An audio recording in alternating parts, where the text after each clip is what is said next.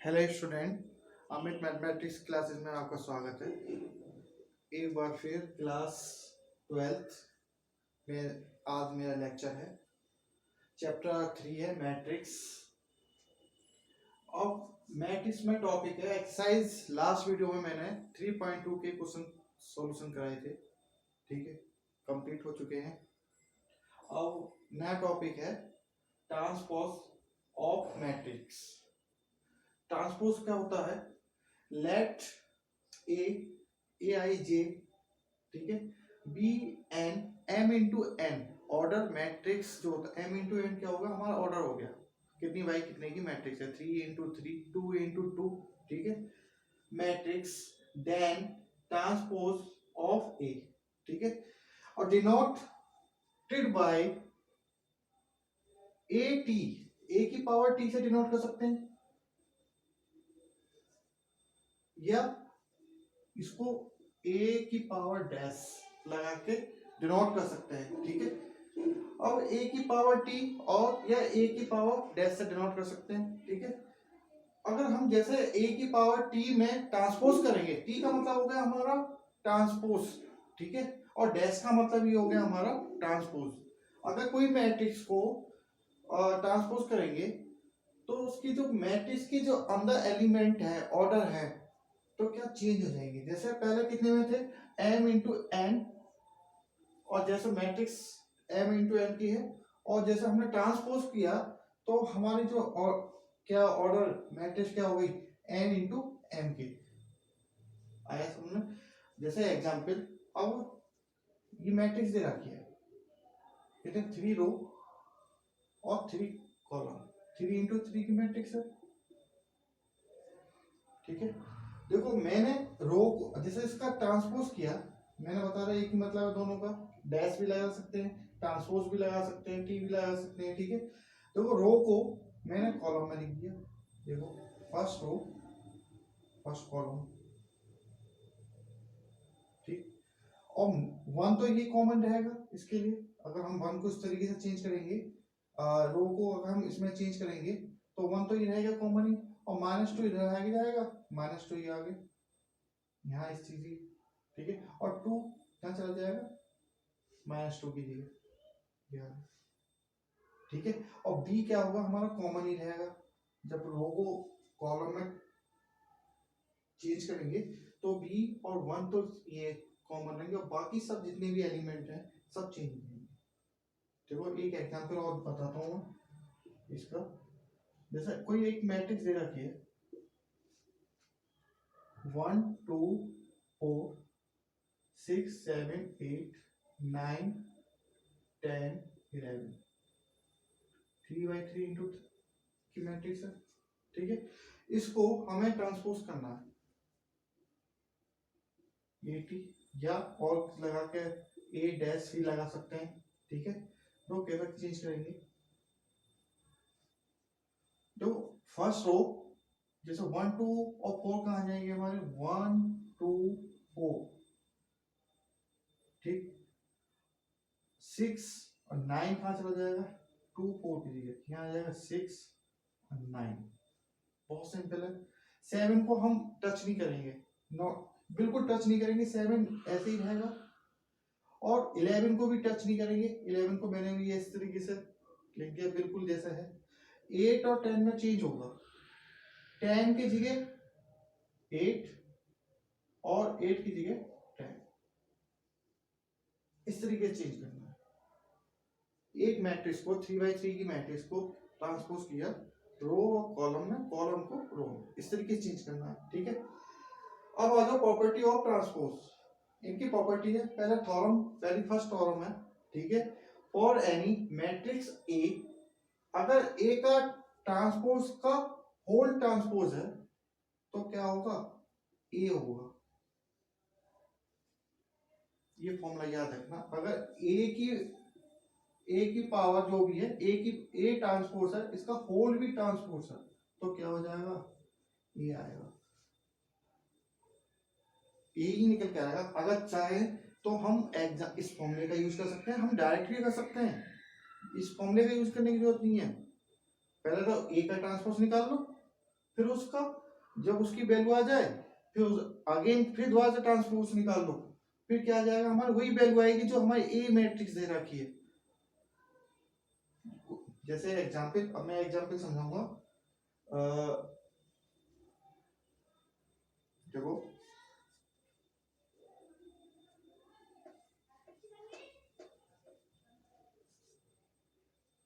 जैसे ए मैट्रिक्स दे रखी है हमारी 1 2 3 4 5 6 7 8 9,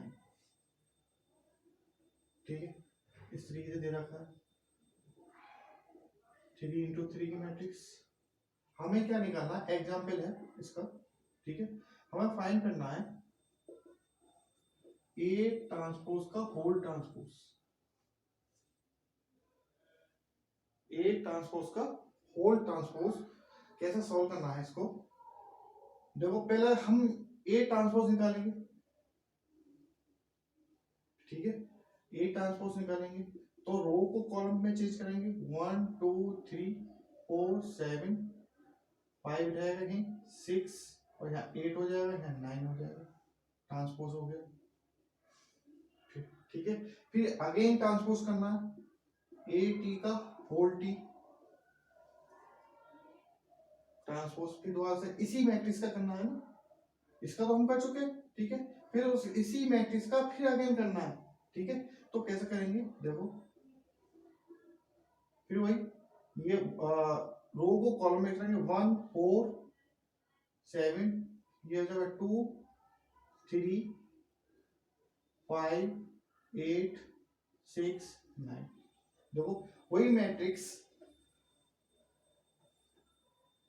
देखो ये मैट्रिक्स दोबारा से अगेन रिपीट हो गया, इसके स्थान पर क्या रख सकते हैं ए, क्या हो गया ए, इस तरीके से कर सकते हैं, या इस फॉर्मूले को लगा सकते हैं सीधे डायरेक्ट, या इस तरीके से कर सकते हैं, ठीक है। क्वेश्चन एक्सरसाइज के एग्जांपल क्वेश्चन है, ठीक है, उसमें से जैसे मैं क्वेश्चन कराऊंगा जब और अच्छी तरह से समझ में आएगा, ठीक है।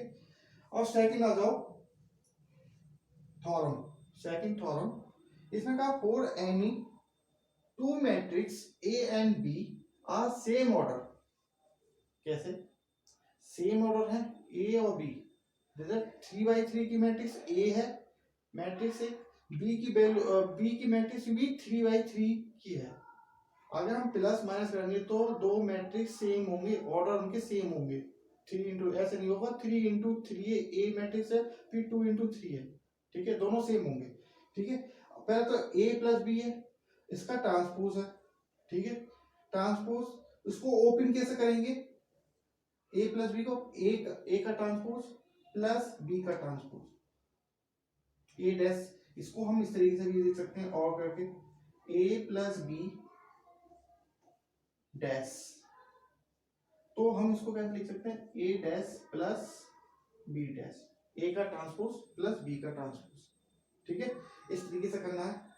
अब आ जाओ थ्योरम नंबर थर्ड, इसने कहा if A is matrix and के इज स्केलर, कोई भी स्केलर वैल्यू है, 2 भी हो सकती है, के की जगह 2 3 4 5 से कोई भी नंबर हो सकता है, अगर मैट्रिक्स है उसके और उसके आगे कांस्टेंट है वैल्यू है के, तो उसका ट्रांसपोज करेंगे तो कांस्टेंट बाहर आ जाएगा और फिर उसके बाद ए का ट्रांसपोज करेंगे, ठीक है, आगे समझ में, कांस्टेंट बाहर आ जाएगा फिर उसके बाद ए का ट्रांसपोज करेंगे, फिर उसके बाद मल्टीप्लाई करेंगे, ठीक।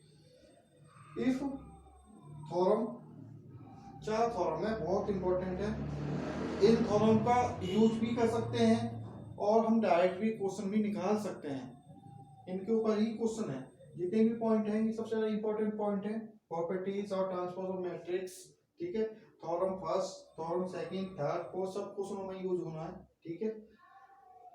देखो थ्योरम फोर्थ में क्या है, if A and B are two matrix such that A B define, दो मैट्रिक्स हैं उनको मल्टीप्लाई में या इनटू में है, अगर दो मैट्रिक्स की मल्टीप्लाई करेंगे फिर उसका ट्रांसपोज करेंगे तो कैसे कर लिखेंगे, ए बी का whole transpose is equal to पहले बी का ट्रांसपोज इनटू और फिर ए का ट्रांसपोज, इस फॉर्मूले का यूज करेंगे,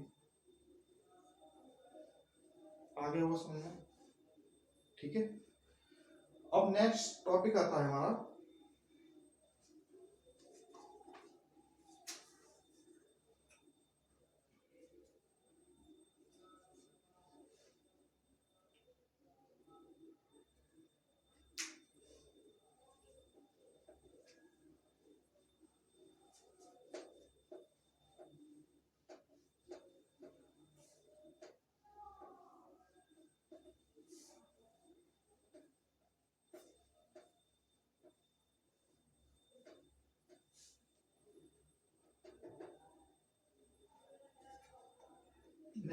नेक्स्ट टॉपिक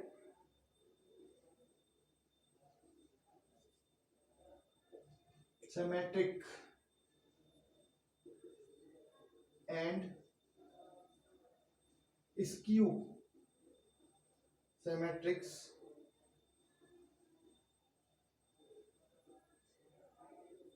मैट्रिक्स।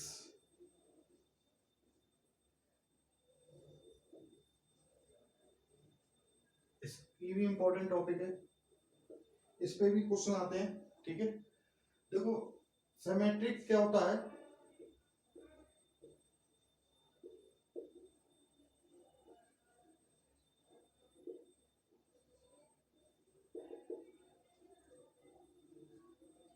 ठीक, इसको A square matrix A is equal to, कोई मैट्रिक्स दे रखी है,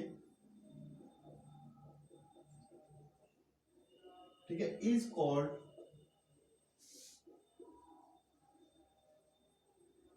ए सिमेट्रिक,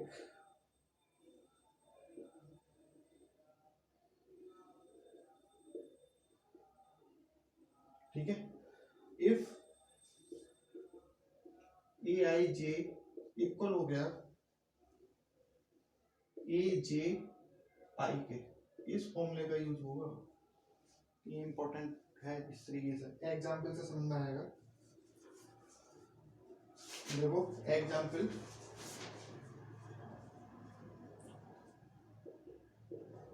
कोई मैट्रिक्स दे रखी है ए इज इक्वल टू 3 -1 1 -1 2 5 1 5 -2,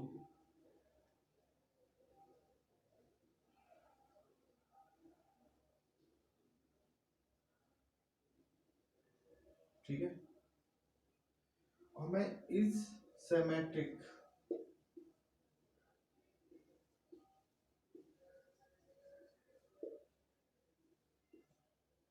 ठीक है, फाइन करना, देखो कैसे करते हैं,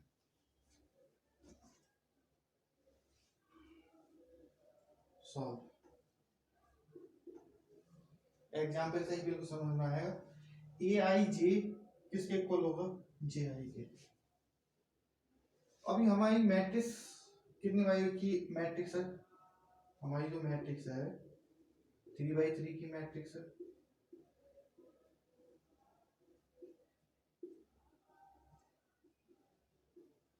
3x3 की मैट्रिक्स है, ठीक है, 3 × 3, ये जो वैल्यू होगी हमारी,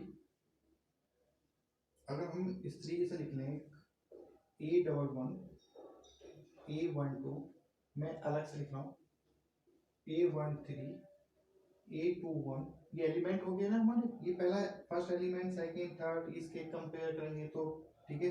A11 की वैल्यू कितनी होगी 3, A12 की वैल्यू कितनी दे रखी है -1, A13 की वैल्यू दे रखी है 1, ठीक है। और ये होगा 2 2, ये होगा 2 3, ये 3 1, ये 3 2 और ये 3 3, ठीक है। लिखना चाहता हूँ मैं यहाँ भी लिख सकता था, जैसे यहाँ A11 A12 A12 13, ठीक है, ये वैल्यू होगी, ये -1 इसकी वैल्यू होगी A21 की वैल्यू होगी, A22 की वैल्यू कितनी होगी, 2 हो गई, A23 की वैल्यू हो गई 5, A31 की वैल्यू हो गई 1, A32 की वैल्यू हो गई 5, A33 की वैल्यू होगी माइनस के 2। ठीक है, अब माइनस के 2 ये होगा, ये भी 3/3 3 की मैट्रिक्स होगी। देखो अब मैं इस फॉर्मूले का यूज होगा, देखो A12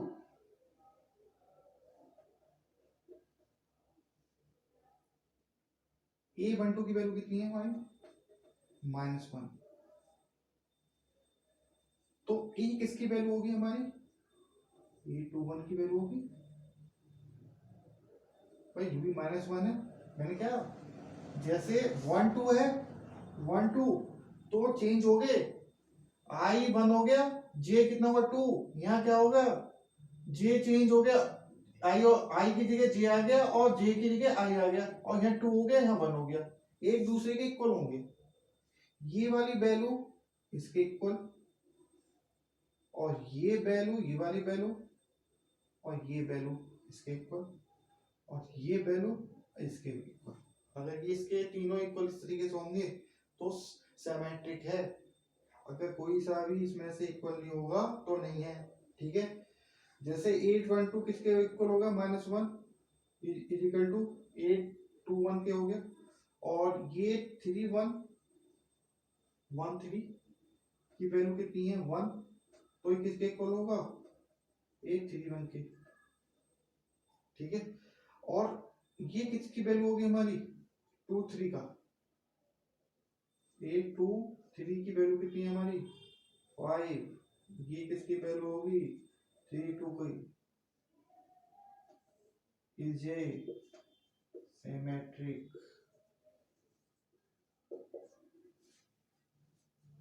आ गया समझ में, बहुत सिंपल है सिमेट्रिक पहचान करना, हमारी सिमेट्रिक कौन सी है, मैट्रिक्स कौन सी है, और स्क्यू मैट्रिक्स कौन सी है, क्या पहचान है, मैंने वो पहचान बताई है। अगर पेपर में एक मार्क्स का आ गया क्वेश्चन तो तुम कैसे पहचान करोगे सिमेट्रिक्स है कि स्क्यू मैट्रिक्स है, इन चीज से इस फॉर्मूले का यूज होगा। आगे समझो, ठीक है। अब आ जाओ स्क्यू सिमेट्रिक मैट्रिक्स। ठीक है, नेक्स्ट टॉपिक है।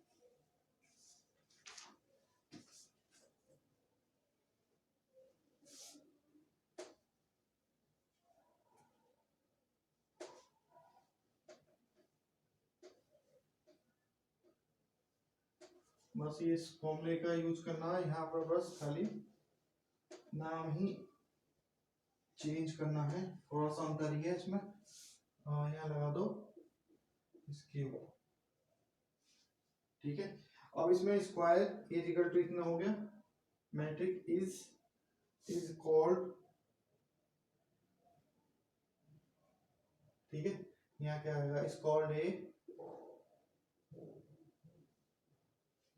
इज कॉल्ड,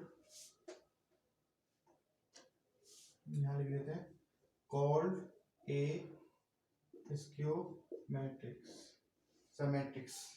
ठीक है, इसमें क्या होगा, इफ इसका जो फॉर्मूला होगा आई जे, तो यहाँ माइनस लग जाएगा, यहाँ हो जाएगा ए जे आई, वहां पॉजिटिव सेम थे, वैल्यू सेम थी, अगर प्लस है तो प्लस की होगी, माइनस की माइनस की होगी वहां, और यहाँ एक प्लस की होगी एक माइनस की होगी। एग्जाम्पल,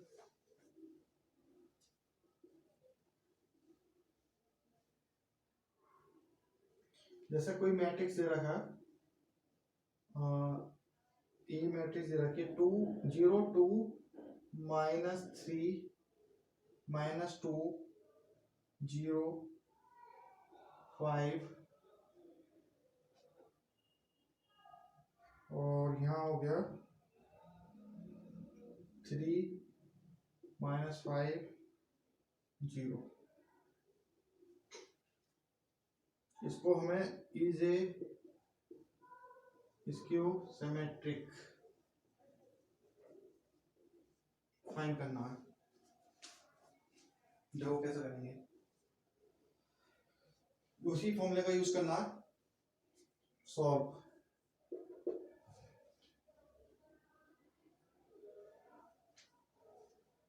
मैं इसको एक उस तरीके से A11 A12 A13 A21 A22 A23, ठीक है, 3 by 3 की मैट्रिक्स है, ठीक है। और यहाँ होगा 3 1, यहाँ होगा 3 2, यहाँ होगा 3 3, ये भी क्या होगा हमारी 3 m इंटू कुछ भी लिख लो, 3 इंटू 3 m इंटू n, ठीक है।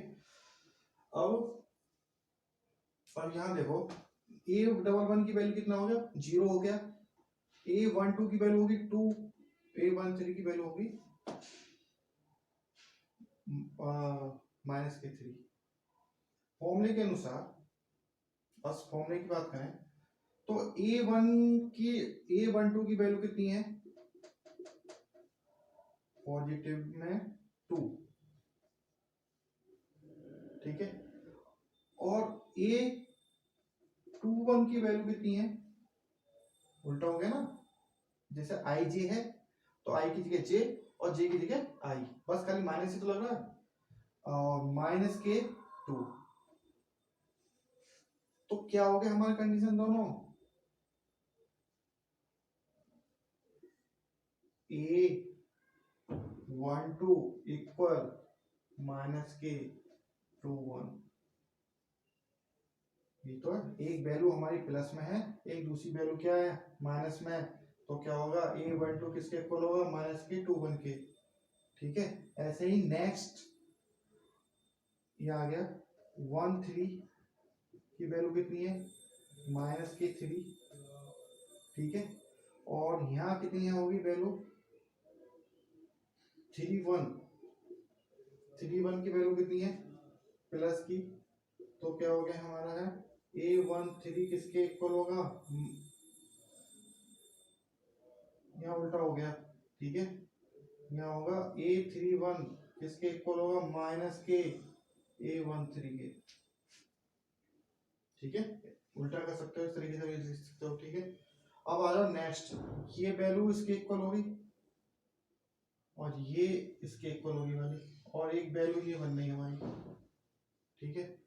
और यहाँ कितनी होगी वैल्यू, 23 की वैल्यू कितनी है हमारी 5, और 32 की वैल्यू कितनी है, -K5, ठीक है। तो ये कितना होगा, 23 इक्वल -A32, इस तरीके से आगे वाला समझ में, ठीक है। इस तरीके से हमें इसके सिमेट्रिक फाइंड करना है, किस तरीके से फाइंड करना है, इस तरीके से फाइंड करना है, ठीक है। अगर आ गया वो समझ, जो इसके ऊपर क्वेश्चन है नेक्स्ट वीडियो में मैं समझाऊंगा, देखो लाइक और सब्सक्राइब जरूर करें। अगर नेक्स्ट वीडियो करूंगा उनकी इसकी इंफॉर्मेशन आप तक पहुंच जाए, इसलिए सब्सक्राइब जरूर करना, ठीक है।